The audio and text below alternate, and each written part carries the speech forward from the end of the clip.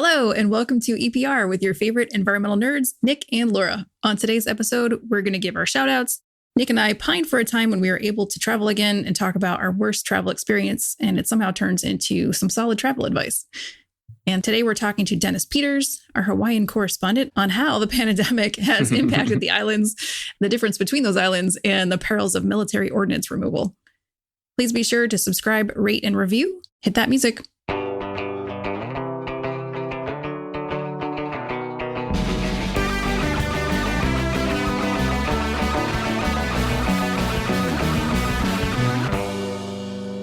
Our shout-outs for today go to the Florida Association of Environmental Professionals for their support during the big shift for the 2020 conference. I know that was a big challenge for us.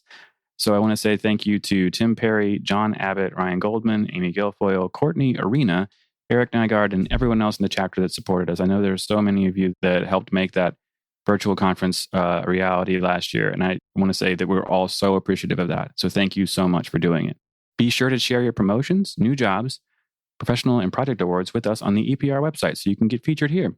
And don't forget to register for the 2021 conference that's coming up on May 17th to the 20th. And if you'd like to sponsor a future episode, head over to www.environmentalprofessionalsradio.com and check out our sponsor form for details. And with that, let's get to our travel stories. We're going to talk to Dennis Peters in a minute about, the Hawaiian Islands and munitions, but we also talked to him about his love of flying and what it's like to fly in Hawaii, dealing with all that turbulence. And I actually had an emergency landing almost the last time I flew, second to last time I flew. Yeah. They were basically like, well, our landing gear is not down, but we're going to try to land anyways. Like we think it might just be an error, but it might not be. So good luck. And it was, oh my God, it was so terrifying. Why would they even tell you that? I don't know. I mean, I guess they wanted us, we had to brace for impact. We had to do all that stuff. So it was really important to be prepared for that, I guess. But you could have heard a pin drop, the last minute and a half. We're all just, and I'm sure there was a big giant cheering moment when y'all. It was. The second the tires all hit. And it was just, we were so thankful. It was so happy. They basically, it was daytime, so they were actually circling. Mm-hmm. So the air traffic control was like, well, your back wheels are definitely down. We have no idea if your front wheels are down. So in that case, really, no one has a good pair of binoculars? What's going on here? Yeah, they couldn't see. Apparently, they couldn't see the front, and it's that's webcam. Scary. I have it. I can have a webcam at my door that tells me when a cat goes by, but you can't have a webcam on the airplane that tells me if my wheels are down.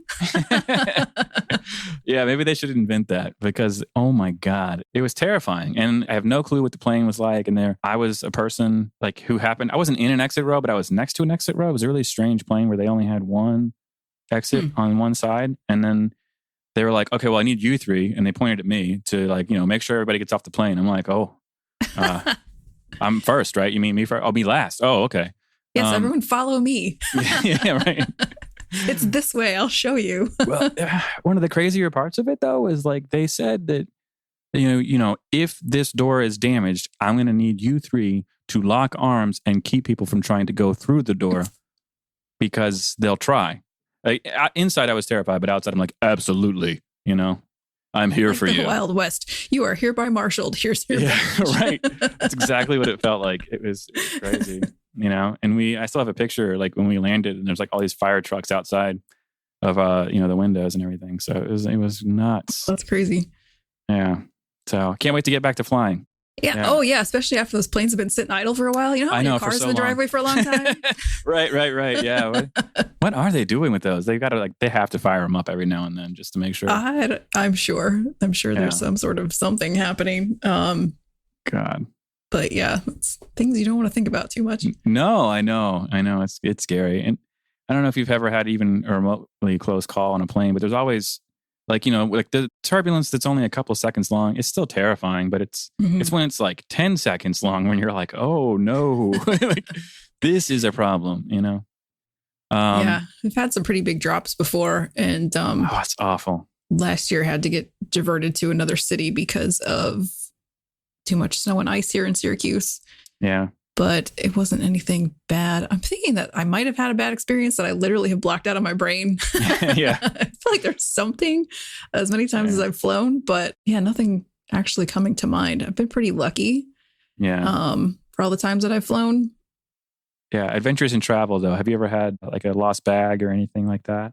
Yes. There was this one time where I was trying to fly from Florida to Boston in the winter, and it was just a total nightmare. That was one where like the flights are delayed. Oh, we're going to put you on this other plane. And it was like, okay, cool. Is my luggage going to actually make it also? And they're like, yeah, sure. Of course it will. And you're like literally thinking like, that's impossible. That's totally impossible. And of course it didn't. Yeah. So then you're even more angry because they lied to your face. Yeah. Yeah. Oh, so frustrating.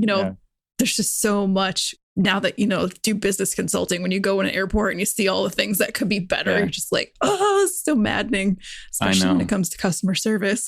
And so that was probably one of the worst. And that was one where like I had been traveling for 24 hours trying to get a 2.5 hour flight away. And then you get there and they're like, no, we don't have your baggage. And you're just like, I have lack of sleep. I'm starving. I'm so tired. And because the airports have been closed overnight and there's no food. I know, no food. And then you're like, and now you're telling me my bag's not here. And then you just kind of lose it, even though it's not a big deal, but you're just tired and cranky and whatever. It's an emotional time for sure. Yeah. And this is a travel tip. I'm going to give everybody a travel tip right now. When you're traveling and you always have a carry-on. There is never a reason for you not to have a carry-on. Make sure you pack at least one pair and preferably 2 pairs of clean clothes in that carry-on because you will lose your bag and you will be delayed. Yes. You need to have that stuff. And nothing more embarrassing than showing up and like, well, I got my ripped jeans and my hoodie for this client meeting I've got. So what's up, guys? Yeah, I actually have gone through the phases, sort of like the phases you go with camping, where like when you're young, you're like, yeah, tent camping, woo. And then you're like, I'm getting too old for this. Too old for this. Upgrade. Now I'm like full blown RV. Same with traveling. I used to, I think after I lost the bag, then it was like, no, I'm never checking a bag ever again. So I always took everything carry on. And then it was like, okay, I've got back issues because I'm an old lady and now I need a rolly bag. So now I actually like to travel in comfort and I pay to have a bag checked, but I do bring as much as I can and all of my valuables with me on the plane. Backups. Yes, absolutely. 100%. Like we had that happen to us. My wife and I were going to Peru. And so we boarded a flight from Miami, landed in Peru, in Lima. And we were like, where's our bags? And they're like, oh, it's in Miami with you. And I'm like, I'm in Peru. Like I am not here. And so, man, it's just all this back and forth, right? All this back and forth. My wife has nothing else. And I've got like clothes for 3 days because, we're going to the Amazon. So like everything's like, I just need a t-shirt basically. Yeah.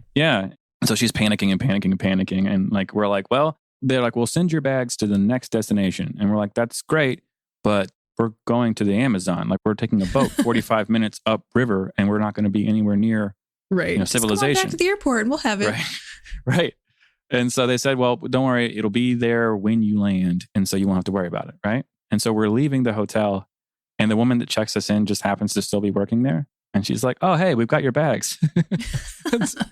We were like 30 seconds away from just walking out and not having them. That's crazy. It was wild.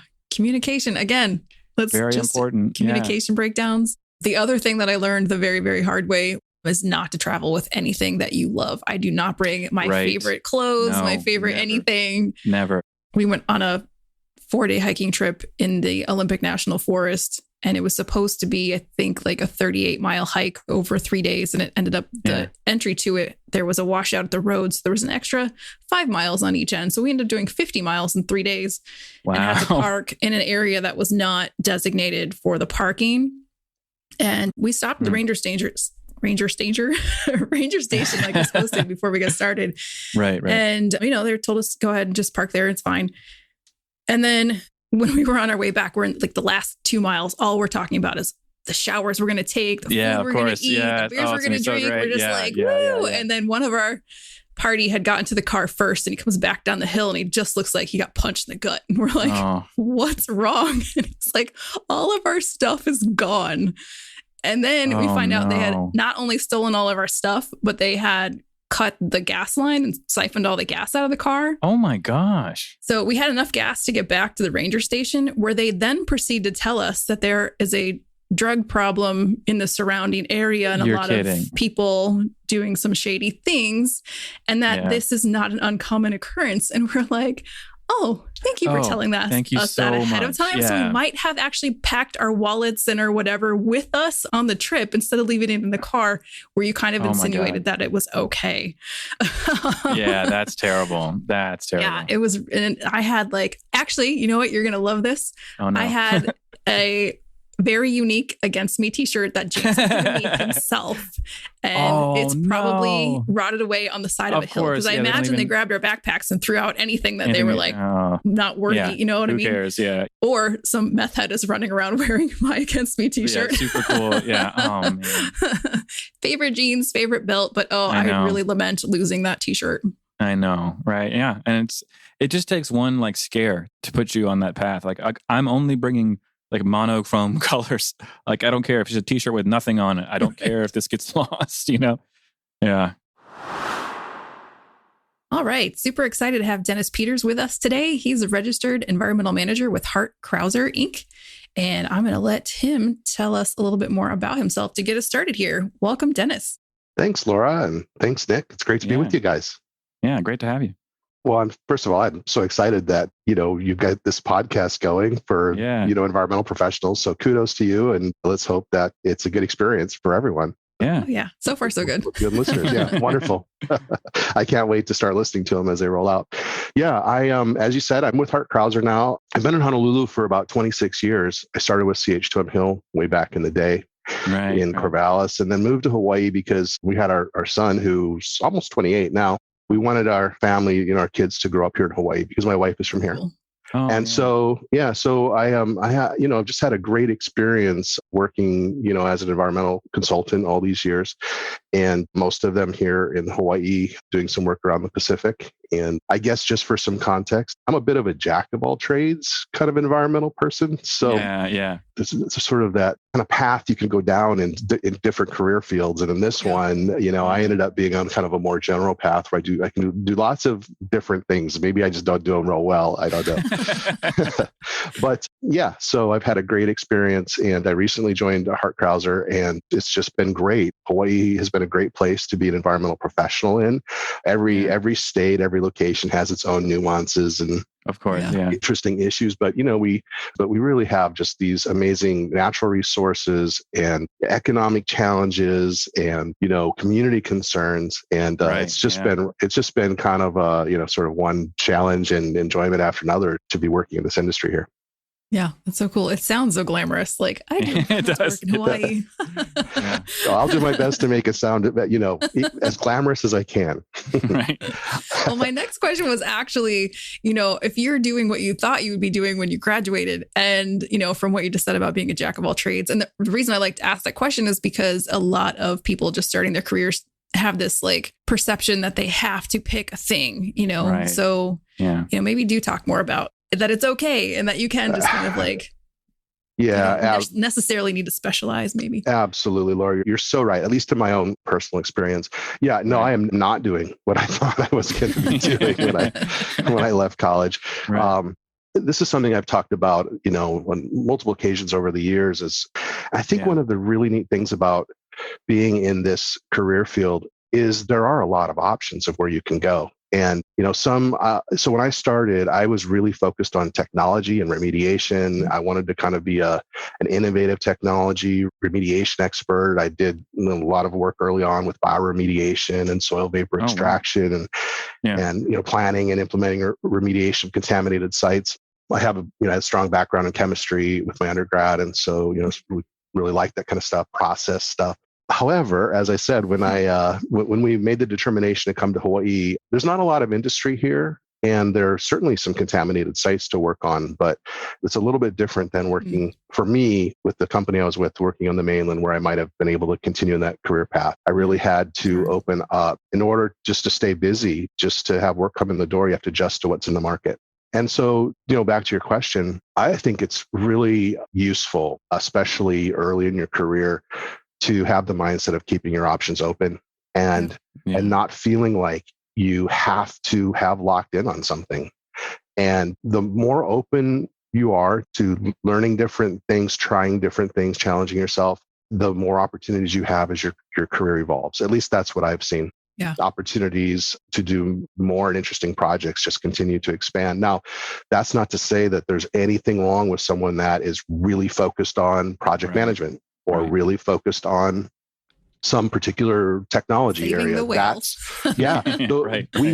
We need those people. I mean, we absolutely need them. And in my career, I have relied on and worked with so many great subject matter experts. They're really the critical piece, I think, to making this work fun and successful. Yeah. I think too, though, like you said, that we need both the subject matter experts and the generalists who can sort of fill the gaps and plug in where the subject matter experts maybe, they're very narrow. And as generalists, we can fill in all the different things that are needed around those things. Right. Yeah, exactly. We need to value all of that. Now, the skill sets that you hone may be a little different, right? So if you're a generalist, then you probably should be prepared to do a lot of team building and have communication skills and organizational skills and other things. And that's a lifelong work for myself, being someone who started out more of a technician, but that's a great part of it because again, you can just continue to kind of build and expand on skills that benefit you, even if you change jobs or you shift around within the career field or even leave the career field, a lot of those skills, come into play. So, yeah, I think the generalists tend to be a lot of the problem solvers. They've got perspectives from a lot of different areas and arenas. Yeah. Important people. Yeah, well, it's all important. Yeah, and the other thing that's built into that, of course, and you guys know this as well as anyone, is just the kind of dimensions of skill sets that come into play when you're doing work in the environmental field. I mean, so multidisciplinary. One person can't know it all. Can't know it all. You really can't. It's way, way too much. And so, I liken it sometimes to like, well, if you're a civil engineer, you need to know a little bit about electrical engineering. You need to know how conduit works and how you integrate that in your system, and you gotta understand a big high power line versus a low voltage line, and you have to know some stuff about that, right? And over your career, but you're not going to be designing transmission and distribution stations and transformers and stuff, right? Right. So I just love that about this career field, and and I think others are multidisciplinary as well, but I'm continued amazed by the kinds of folks you run into and work with, whether it's public facilitation or people that are doing work with NGOs that are, pushing the envelope on, some of the sustainable and resiliency issues that need to be addressed. I mean, it just has, from when I started in the industry and in this whole kind of cleanup world, especially, was, pretty limited in focus. Super fun was still pretty new to what we have now. It's really been amazing. Yeah. And I know like Hawaii has its own unique experiences and issues. And so I'm curious about those. And I'm also curious how that's changed during the pandemic. Is there something that's particularly, specific to Hawaii? Yeah. We've talked about this with the office, and, obviously like everywhere else or just about everywhere else, we've been in a work from home situation, really for the last year. One of the things about our business is, for the most part, it's been considered an essential business here in Hawaii. Right. And so while we've certainly had restrictive measures in place, particularly with travel for a while there earlier in 2020, mid 2020, when, the sort of risks and the pandemic statistics were trending in the wrong direction, there were controls, quarantining, if you're going to go to one island, the islands are sort of different counties, with some exceptions. Maui actually is comprised of 3 different islands. Well, 4, depending how if you want to count Kaho'olawe. Anyway, right. So you have a mayor, and each county has its own, local concerns and local capacity and resiliency to deal with COVID cases. Like ICU beds on Kauai are very limited. They can't handle a huge outbreak there without a major, medical infrastructure issue. So that mayor, knows that, and so had to deal with the pandemic, maybe a little differently than here on Oahu, which is a city and county of Honolulu. So that has been noticeable in our business, as we've had to adjust along the way about, doing work that involved site visits or work in the field, coordinating with contractors, making sure that safety plans have been updated to address COVID concerns, implementing things, like project teams, not having multiple people traveling in the same vehicle, and making sure staff and subcontractors are distancing and wearing masks and, just all that kind of stuff that I think is pretty common. Amazingly, and, I haven't done a statistical survey, but my sense is from talking to my peers here, by and large, our work has continued on without much upset. It's, most of our questions, or a lot of them are Hawaii focused, but it's such a unique experience to have you here. And I know for example, doing environmental work on the islands, one of the things that's very unique to that area is the community and the engagement on that side of things. And so maybe you could talk us through a little bit about, the communities involved and how environmental processes work on those islands, when you're doing public projects.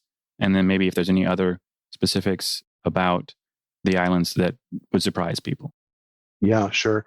Yeah, I think one of the things that, first of all, I'll just put the caveat in. I'm not an expert when it comes to some of the community interaction stuff. I've certainly done a lot of that on various projects through the years. I've seen, a lot of kind of different situations, sort of, I would say, constructive and less constructive community engagement. But one of the things about Hawaii that I'm sure it's not completely unique, but that is significant for us doing environmental work and the projects that we do is built into the Native Hawaiian culture, as I see it, is a very strong understanding and sense of place. And the connection to the land, or aina, which is the Hawaiian term. You may have heard that term used. And that's very real. Certainly for true Native Hawaiians. But it becomes true, I think, for even folks that aren't, specifically Native Hawaiian, ancestry. If they've lived here for a long time or multi-generational here, they, it's just sort of part of the social and community fabric. And so when you do projects that involve disturbing the land, whether it's new construction, even if it's something like ordinance cleanup, and you're trying to do a good thing to get, old military ordnance removed from an area, you really have to approach it with the sensitivity of that value system and the community that's involved. And so what I've learned from folks that mentored me over my career is it's very useful to engage specialists that are used to communicating with those communities, especially the Native Hawaiian communities, and have sort of a deeper appreciation of some of their, values and needs. And when you do that, and I think this is probably true anywhere, you kind of open up the opportunity for a lot more constructive dialogue and potentially more project success. So I've done a lot of work for the military projects here. And, one of the really rewarding aspects of that work was some of the community interaction, because a lot of times I think it's fair to say the U.S. military can get a bad reputation. And certainly historically, part of what has kept me in business for many years is all of the sort of quote unquote sins of the past and the way that waste and contamination was managed, or fuel was stored and transported and that kind of thing. Right. So there's a real built-in sense of harm, I think, to a lot of communities. And that certainly has been true here. But it was so rewarding to be involved in particularly military site cleanup projects with military, both active duty and civilian leaders in those programs that really were sincerely trying to listen to the community and work with them. And when that was the approach used, we often had much, much better dialogues and I think came to good outcomes on projects. And so there have certainly been some cases of public meetings gone awry. Unfortunately, I haven't been involved in too many of those, but from what I've seen, when that happens, it usually is because of some fundamental either lack of awareness or insensitivity to that issue. And that's why I've learned it's important to learn from and listen to each other anytime you're interacting. Now, you've had a pretty interesting career, and there's a moment, you mentioned military ordinance. And is there like a moment from that where maybe something you found or, that you could tell us about? Yeah.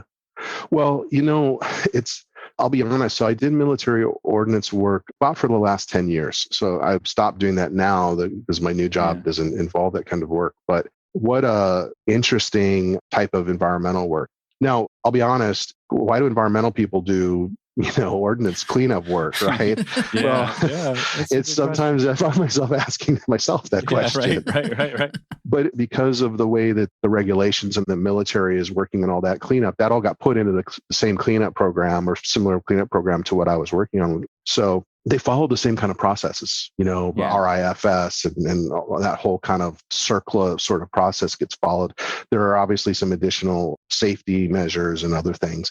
And one of the biggest, kind of challenges, at least in Hawaii, and this may be true elsewhere, is when we were just talking about community concerns, there are a lot of archaeological sites and features in some of these former military lands. I mean, the basic reality of it is the military came in the, World War II-ish era, it's kind of through the Vietnam War era, and they were looking for open spaces to do training, either to put in ranges or to do maneuver training, and it takes a lot of acres, and a lot of that space has been places that were former Native Hawaiian, communities. It may not be, maybe they got flushed out to make space for the military, or maybe they had already moved on into another area, but there's a lot of planning and consideration for natural and cultural resources in that work. So all those skill sets that you use doing, the traditional environmental work comes into play.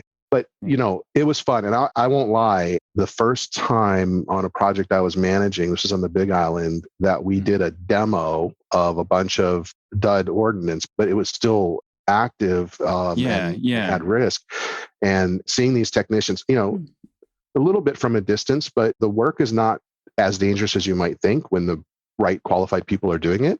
Yes. But seeing them, all of the planning, everything you have to do to get to the point where you actually are putting donor explosives, stringing the lead wire on to the fire in a hole and being, 300 yards away and seeing all that go up in a big explosion. If you your little kid hat kind of gets put back on, right? And it's pretty neat. And so while that is pretty cool, also all that stuff that you just demoed, or if it didn't need to be demoed, that you got it carted off site or whatever, means that that's not a grenade, or that's not something some kid's going to be out there one day picking up and dragging back home or to their school or whatever. And so it's very satisfying work, because while the actual risk, sort of statistically of that stuff is low, if something bad happens, it can be really bad. Catastrophic. Yeah. So it was really rewarding. And I loved at that point in my career having the opportunity to learn a whole bunch of new stuff. If, to continue in it, I would be learning every day for the rest of my career, because there's just so much to learn, when you go into kind of a new area. But super fun. Now, some of it was a little boring too. I mean, a lot of firing ranges and lead shot in a hillside and things like that. But, But there are a lot. Don't quote me on the numbers, but I think like just the state of Alaska, for example, the last time I looked, they still had around $1 billion backlog of program money to deal with these formerly used event sites. Wow. Many of which, the majority of which I would say have ordinance issues, because the non-ordinance sites, many of them have already been dealt with. Yeah. So Hawaii was up in that range for a while. They've been chipping at it now for the last 20 or so years. And, we're probably $500 million in Hawaii and Guam and Saipan and the U.S. territories around the Pacific. They still have lots and lots of ordinance to deal with out at these sites. But look many at that. remote. This is 60, 70 years later. What we're going to be cleaning up from this pandemic and masks and plastic gloves for the next 100 years too.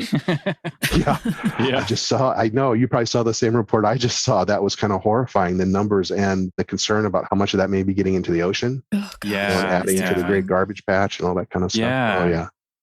Well, it's crazy to think about like the history of munitions, right? Like, so it's, first of all, I think people listening, it's hard for them to understand that like a bomb wouldn't go off. Right? You could launch it out of an airplane from, thousands of feet in the air and it won't detonate. It doesn't mean it can't. It just, for whatever reason, didn't. Right?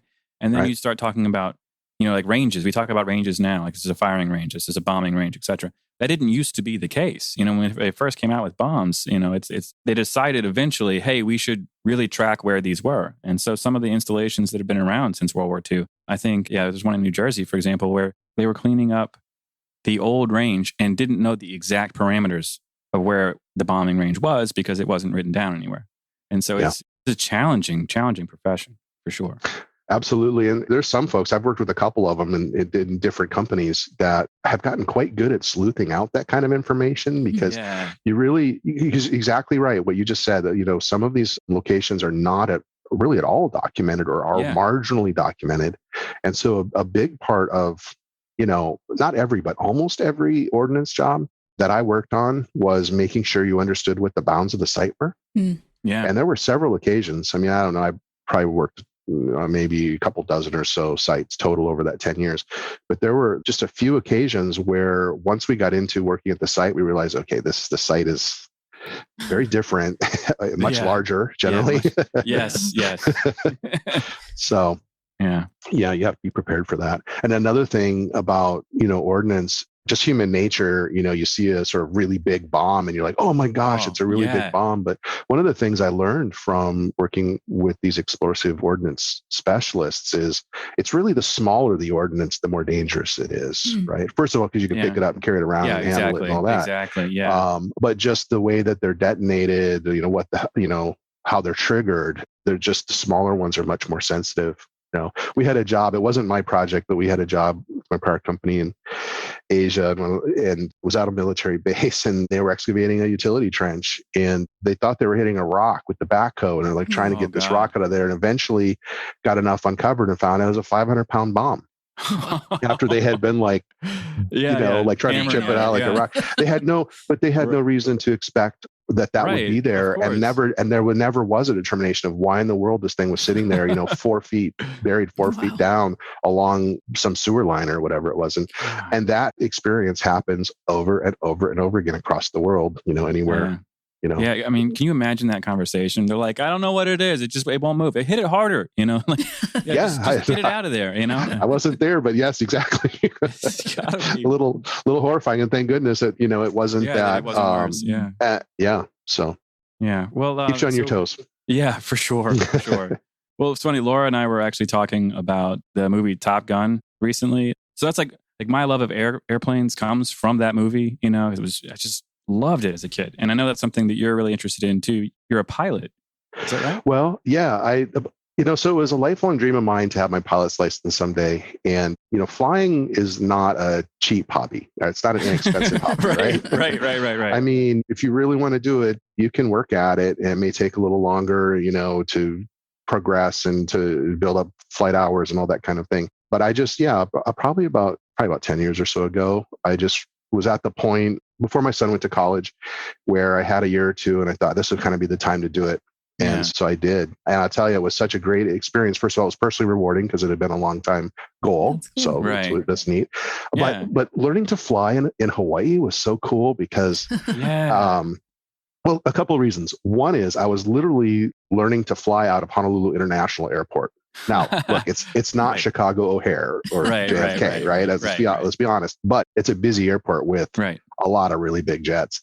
And so that was a little stressful as a beginner, right? And what kind of plane were you flying?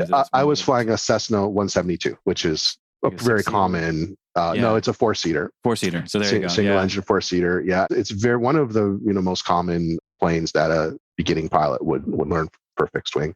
Right. And the other thing about Hawaii, well, there's a couple other things. One is it's windy here, so you learn to fly and crosswind landing, and I, had some, when you're still first learning and you're getting bounced all around, it's a great environment. And I had very good instructor pilots, which I really appreciated. But then once you get up, the scenery is so beautiful. And the fact that you can kind of island hop, and I flew my family to Hana Airport for my birthday one year. I mean, that's so cool. The famous road to Hana is all curvy, and it's a day-long ordeal to drive it just from Maui, on Maui. And we made a day trip out of it from Honolulu and just landed at the Hana Airport and rented a car there and tootled around. It was one of my favorite days of my life. Yeah. So, so there's just some beautiful scenery. So this was a great place to fly. Now, my son went off to college, so I kept doing that for a while, but then I had a medical issue, so I had to kind of stop for a while. That got taken care of, but then I'd pay for college and stuff. So I'm now back in the mindset of, okay, when can I get back out there, get my certifications all current and get back at it. And one of my, I don't know if this will ever happen, but one of my lifelong dreams is, I'm kind of a baseball fan too. Is to, this would be a retirement kind of, bucket list kind of thing, is to go to the mainland, rent a plane, and then fly across the United States and try to hit as many baseball stadiums as I can during the baseball season. So that would be so cool. And if you ever make it to Pittsburgh, which you should, the Pirates are a terrible baseball team. I want that on the record. I get it. I've loved the team for years, but that stadium is incredible. And when you go, you have got to go firework night because they'll shoot them off the buildings in the river. There's fireworks going off. It's incredible. So that has to be on your list. So okay, good. I appreciate the recommendation. I wouldn't want to skip Pittsburgh. Yeah.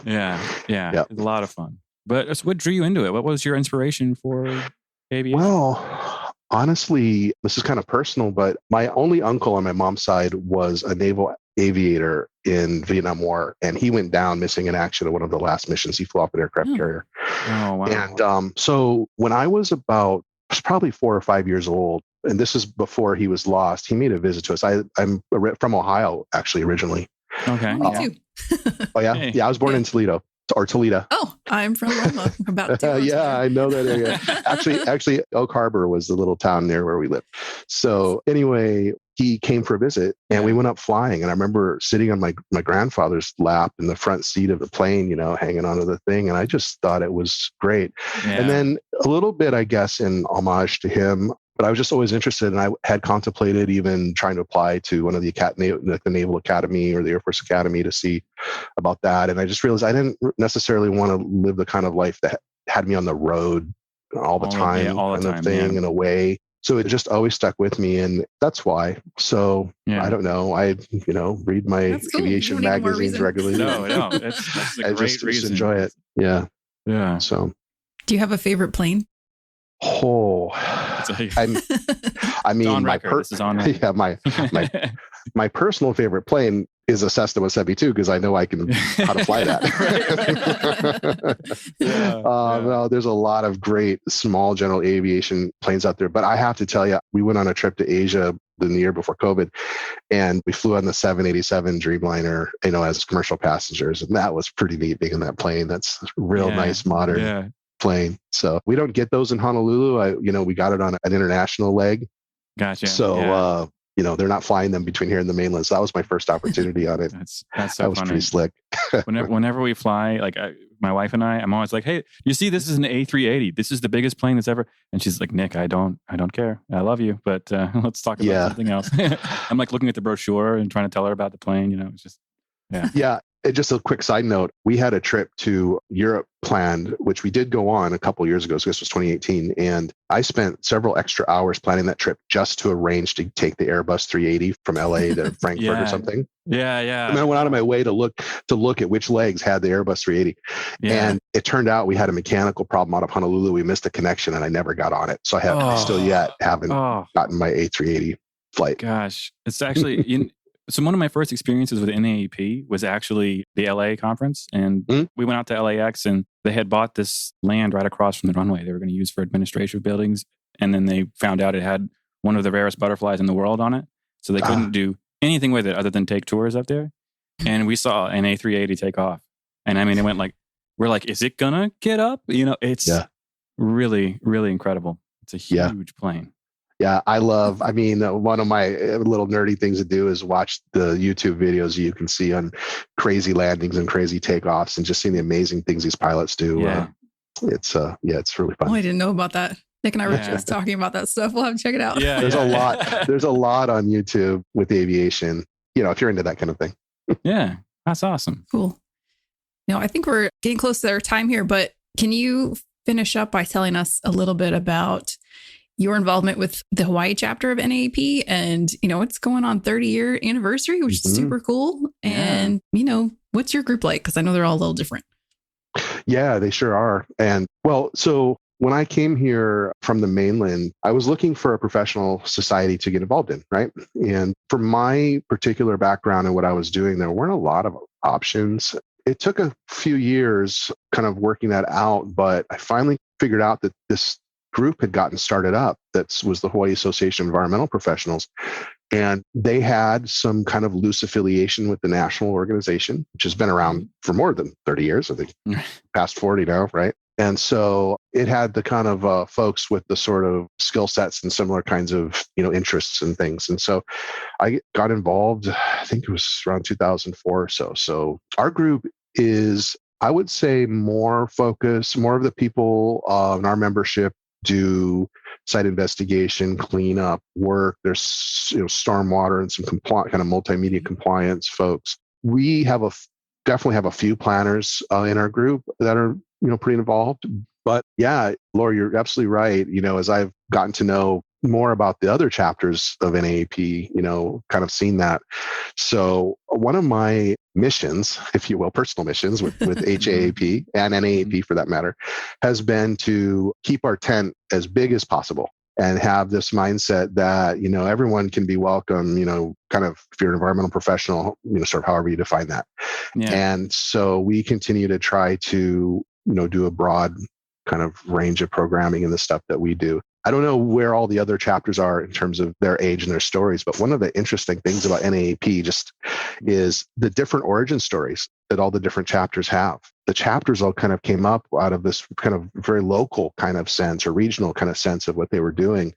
And it's kind of a tiger by the tail for the national organization, I think, at times, right? To kind of wrestle and get all of us chapters to get on the same page. And I've been one of the very kind of compassionate voices, I think, for, try to advocate for that, a good balance, a healthy balance between a credible national organization that's meaningful and can be meaningful for local chapter members, whether they join the national organization or not. And yet not lose sight of the fact that, a lot of this work, a lot of our interests and needs are still at a local or regional level. And national can help with that as well. So I think every passing month and day, I feel like we're doing a little better in that, but there's a ways to go still, I think. It's fair to say. Yeah. Well, congrats on 30 years. That's awesome. Yeah, and it really is. You do a great job of showing up to all the NAP things and staying connected with the chapter.